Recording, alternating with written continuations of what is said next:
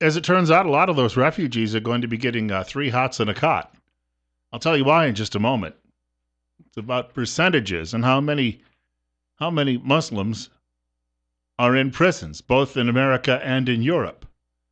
But in the meantime, I do want to make a quick mention.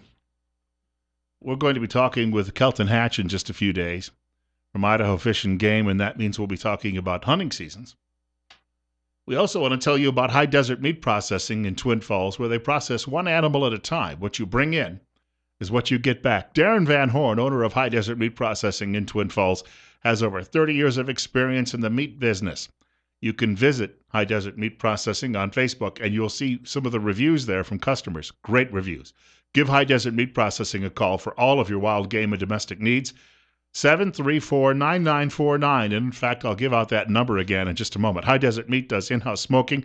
Nothing gets shipped out. Specialty meats such as jerky, pepperoni, summer sausage, salami, breakfast sausage, kielbasa, brats, Polish dogs, hot dogs, much more. USDA approved. Darren works closely with local beef growers and their programs to ensure quality meat. The telephone number is 734-9949. So, Middle East Watch, which is one of those publications that I subscribe to, get daily emails from this publication. This is out of Philadelphia, Pennsylvania, and it's actually the fellow in charge of it is, you may read him in the Washington Times as well. His name is Daniel Pipes. He's also a regular on a lot of television programs, cable news programs that you will see. This comes from his website, a writer by the name of Johanna Markind, writing, "The current issue of the New Yorker reports that according to the Paris-based Iranian sociologist Farhad Khosrowkavar, of France's 64,000 prisoners, up to 60% are Muslim." Get that? In France, 60% of the prison population is Muslim, although Muslims are thought to compose only 8% of France's total population. Based on data from 2011, Pew Research Center estimated that Muslims made up 9% of the state and federal prisoners in the United States. So it's a lower percentage here. But Pew also reported that as of 2010, less than 1% of the U.S. population was Muslim, although that was up from just a little over half of 1% 25 years ago. You get that? Prison populations overwhelmingly Muslim in Europe and in the United States. Is there a problem with these people? How shall we put it? Do they meld? Are they able to somehow adopt the native culture, or do they somehow take a different course?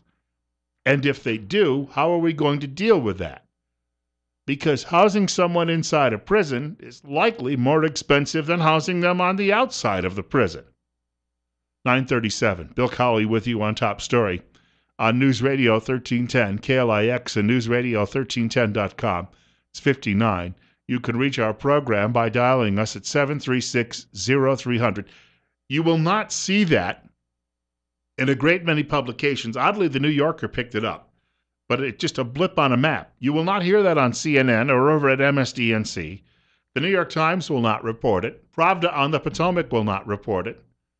And your own rag right here in the Magic Valley will not report those numbers. You're up next, and you're on the air on Top Story with Bill Colley. Good morning, Bill. Yeah, I was listening to Representative Mike McCall out of Texas. He is the chairman of the House Homeland Security Committee, and he said unequivocally this morning that they do not have the human intelligence on the ground in the Middle East to vet any refugee coming into this country, and that he fears that it may become a pipeline for jihadists to come through. I was looking at photographs of all these refugees leaving Syria on the trains, and it's suspicious to see that there is no women, no children, no elderly, no infirm. It's all males of military age. I saw a post this morning, which is related to this, maybe on the periphery, but it was at Pocatello Tea Party's Facebook page. And the writer said that in the United States, we saw a loss of 750,000 jobs last month. Now, why are we going to be bringing in tens of thousands of more people if that's the case? Because it just seems to me that we've reached a breaking point here. How much more of this can we actually take? Well, how many of our veterans are out there out of work that could use the jobs, and we're going to bring people in to take the jobs from them? And drive wages down and further depress the economy, and more people will be Absolutely. unable to pay mortgages. Yeah, it's a wonderful thing, isn't it? Yeah, great, wonderful administration we have with us right now. Hey, thank you. He was being facetious, by the way. 9:39. Bill Colley with you on Top Story on News Radio 1310, KLIX, and NewsRadio1310.com. Yes, it's the Obama White House, and it's the lingering effects of Hillary Clinton as Secretary of State when she decided to get rid of our ally, Muammar Gaddafi. He'd been our ally since 2003. But it's also Republicans like John McCain who went over and traveled to Syria when we should have been backing Assad against these people. McCain went over there and whipped up the frenzy among the people who eventually became known as ISIS. And it's people on our own local level. McCall, who the caller mentioned from Texas, great guy. But you don't hear that from our own member of the House of Representatives. And our 2 U.S. senators, they'll nod and smile and go, oh, I hear you. I hear you. Say you don't have any campaign cash, do you? Well, tell you what, I got to run. Somebody's got to start holding their feet to the fire, folks. The future is at stake. Bill Colley with you this morning, 9:40 and 59. A week from yesterday, so it's coming up next Monday, we're going to have a guest in studio with us, which we're looking forward to. She has been very gracious and is a new advertiser on our program, Dr. Christine Pickup, Doctor of Audiology at Mount Harrison Audiology, 1218 9th Street, that's Unit 2 in Rupert. And you can reach them at 208-312-0957 or the website, MountHarrisonAudiology.com. Did you know that the health of the inner ear is affected by your cardiovascular and kidney health? The inner ear is very sensitive to changes in your blood supply. If you've had recent heart problems or even kidney problems, you should have your hearing checked right away. And the doctor will be joining us in studio. It's our first opportunity to meet with her. And she is willing to help you out if you have some hearing issues. We'll talk more about that tomorrow as well. It's 9:44. Bill Colley with you this morning on Top Story on News Radio 1310, KLIX, and NewsRadio1310.com. We're up to 61. Looking for a high near 80 today. You know who's going to suffer? You know who really is going to suffer the most? If we end up taking, because Germany, again, is taking 800,000 refugees, the entire third world seems to be emptying out now and headed northward and westward. Pat Buchanan has been warning about this probably for 30 years. In books and in his newspaper column, and he's been called a racist, bigot, old-fashioned, out of touch, out of step.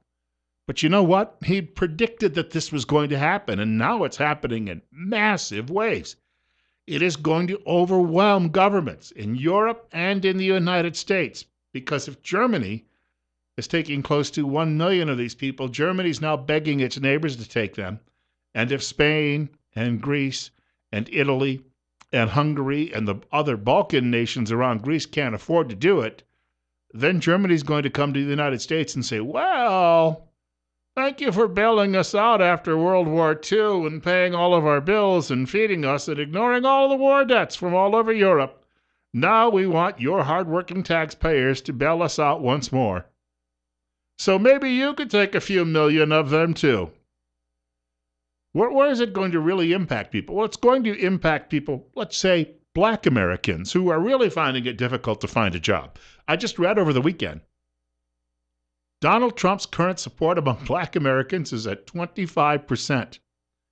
The closest anybody ever got in any past presidential election as a Republican in the last 50-some years was Bob Dole at 12% in 1996. Do you see a pattern developing here? Maybe we're not the only people, those grumpy old white people, maybe we're not the only people who are concerned about this any longer. You're on the air on News Radio 1310, KLIX, and NewsRadio1310.com. Good morning, Bill. I think what's horrible to me is the fact that we're getting all these Muslim refugees, but yet the Christian ones are being left behind. We got Glenn Beck trying to raise money to get them here by buying them out. Here we are. We got the Muslims threatening them with deadlines. If they don't leave, they're going to be killed. And the Muslim refugees are coming in, but yet our own government says, oh, well, we'll look into it next year. The deadline will be gone, and they will be killed. So this whole thing is just bizarre, and I think there's a deeper thing going on that we don't see. Yeah, and I've been reading stories about. Thank you for the call. I've been reading stories about how the Muslims are now going into these cities as they, especially ISIS, as it advances. But it's not the only group. There are a couple of other. I won't say they're offshoots, but they're similar organizations. They go marching into a community, and what they do is they write the Arabic letter for N on the door of every Christian house, and that means that those Christians are going to be marked for either conversion or execution. If they and sometimes they can escape, but escape is difficult, obviously, because you don't know what the territory is, or you can't take anything much to defend yourself. You're basically fleeing with the clothes on your back. You're fleeing through areas that you're going to find a lot of other people who are incredibly hostile to you.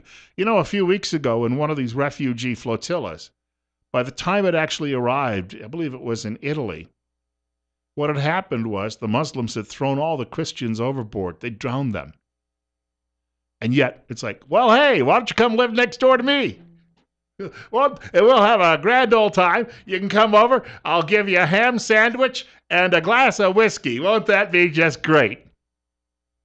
Bill Colley with you this morning on Top Story on News Radio 1310 KLIX and newsradio1310.com.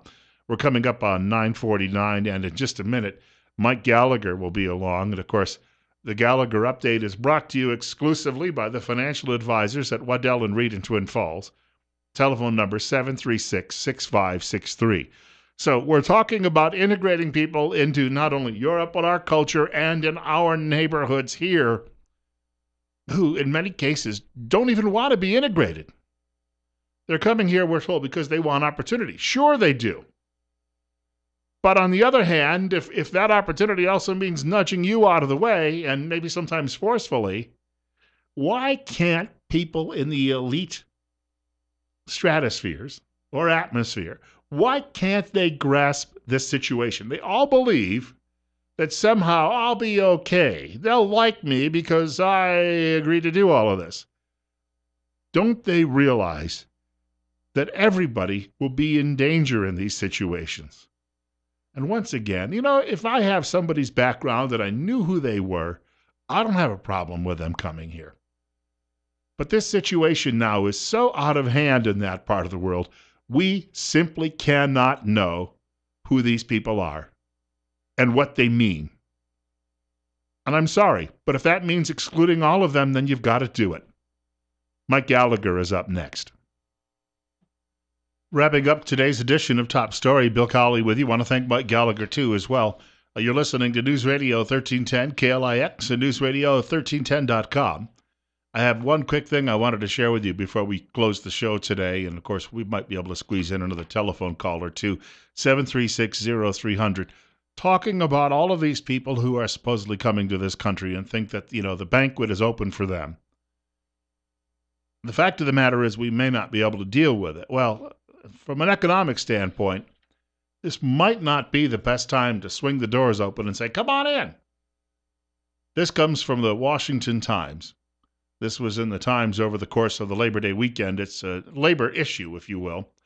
Work winds down in America, the author Terrence Scanlon. He says it's the canary in the coal mine, warning of disaster. The labor force participation rate is the Fed's estimate of the percentage of people age 16 and over who are either working or looking for work. It is at the lowest it has been since the Jimmy Carter era. All of the gains made during the Reagan years and anything beyond have all been wiped out, all gone at this point, 35 years after Reagan was first elected. The writer says, so the U3 measure of unemployment, that's the 5.1% unemployment rate, creates the illusion that the economy is serving American workers roughly twice as well as it really is when you consider all the persons who've given up looking for jobs, because they're no longer counted. They're off on the dole somewhere getting food stamps and probably never will be able to work again in some cases because they've been gone from the workforce for so long. Today's labor force participation rate is 62.6%, a 38-year low.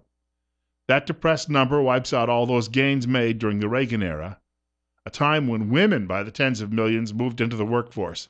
And I cited this earlier in the program if you weren't with us. Today, he writes, more women are on food stamps than have full-time jobs. Can you imagine that? Can you imagine? How did we get here? And now we want to start bringing in people we want to eliminate the southern border. Your local newspaper and their fellow travelers want to eliminate the southern border and just forget that it exists. And they want to bring people from all over the world. And they're telling us, well, it's the right thing to do because life's really bad where they happen to be. It's going to get a lot worse here, too, if we keep this up. Coming up on 9:57, Bill Colley with you this morning on Top Story on News Radio 1310 KLIX and newsradio1310.com. God willing, if the creek don't rise, I get to do this all over again tomorrow morning between 8 and 10 o'clock in the morning. And I do hope that you can join us, too, as well.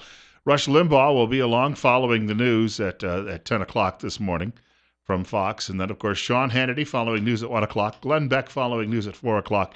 Dave Ramsey tonight from 7 o'clock until 10 o'clock. Of course, you can hear Coast to Coast here as well. Overnight, Benita will be along tomorrow morning with AM Idaho. I just find it almost an obscenity that we have a government that is more beholden to a handful of special interests. You've got people in the Republican Party who are doing this because Wall Street's funding their campaigns every 2 or 4 or 6 years. And then you've got people, the Democrats, who are behind all of this because they're working in conjunction and in cahoots with the United Nations to destroy all borders. There was some whack job broad at the United Nations a few years ago who said it was her goal to ensure that people around the world only had 2 servings of meat per week because, we could feed them all vegetables and beans and then everyone would be much better off. And her goal as well is to eliminate alcohol production around the world because then we can turn that grain into bread. And I thought, good luck. But the way things are going, she may actually get her wish once they put that template down of their worldwide government. And you'd have to have the blue-helmeted thugs come in here to seize all of your firearms because it's not going to happen otherwise. But once that's done, then they'll control every aspect of your life.